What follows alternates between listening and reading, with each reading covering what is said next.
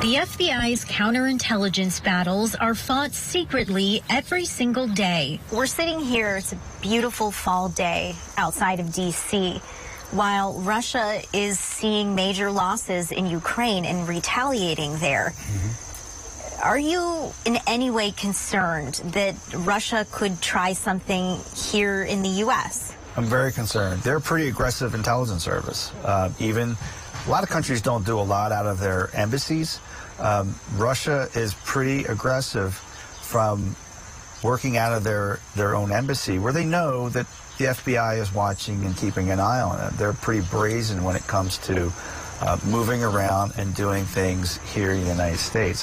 They seem to be enjoying our freedom a little too much. We spoke to former FBI Special Agent Peter Lapp about what Vladimir Putin may try as he becomes more desperate in Ukraine, pressured in Russia, and angry at the West. He estimates there are several dozen Russian intelligence officers working at the Russian embassy in D.C., the mission in New York, and other places where Moscow has a diplomatic presence. He thinks dozens more may be operating secretly without diplomatic cover. I don't think it's surprising, and I don't think it's beyond their reach to murder American citizens or murder dissidents or Russian emigres that are here being outspoken against what Putin's doing in Ukraine. I don't think it's beyond their stretch of imagination and their capability. A prominent Putin critic recently died nearby in the nation's capital after falling from a building. The D.C. Metropolitan Police tell Newsy it remains an active death investigation, though no foul play is suspected at this time. Still, his acquaintances have raised questions about whether Russia was involved. 3 former senior U.S. intelligence officers tell Newsy that before Putin's full-scale invasion in Ukraine, Moscow sent surveillance teams to hunt down Russian defectors on U.S. soil. One of those former officers says defectors are nervous. The Russian government even mailed a letter to a defector, notifying the person they had been sentenced to death in absentia. Not surprised. It's something that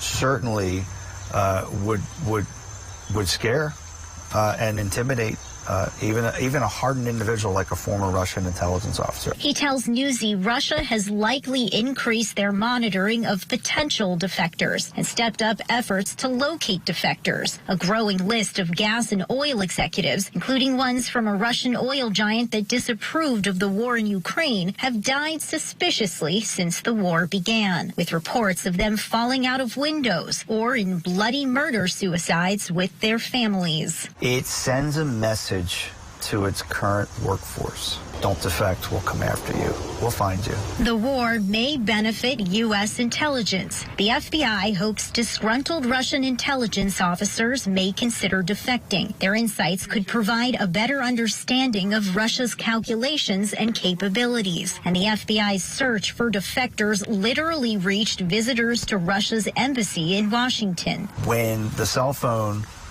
was pointed in a certain direction coming out of the embassy, their social media feed would pick up an advertisement from the FBI welcoming anyone leaving the embassy to come talk to the FBI.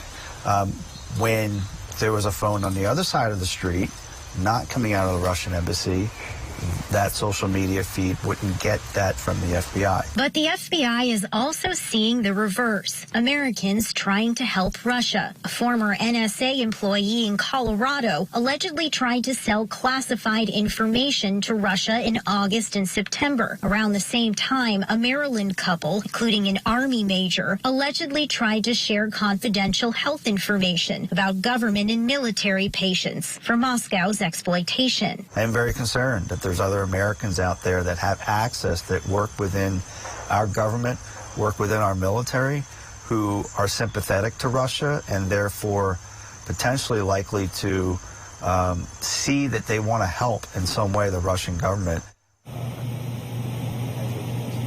And Lapp also says that as this war escalates, something that we saw happen this week, the FBI will dedicate more resources toward this threat. Now, the FBI declined to comment, but we do know Russia's track record here. The international community has blamed Russia for a series of hits. There was polonium-210, a radioactive isotope manufactured by nuclear reactors that was used on Alexander Litvinenko, of course, a ex-Russian spy in London. They've also used Soviet nerve agent Novichok on opposition activist Alexei Navalny, now jailed, and others, including Sergei Skripal in London. So a pretty disturbing history here, Chance. Yeah, the poisonings, the falling out of windows, the falling off of bridges. There's a lot to be concerned about. Sasha Ingber, appreciate it.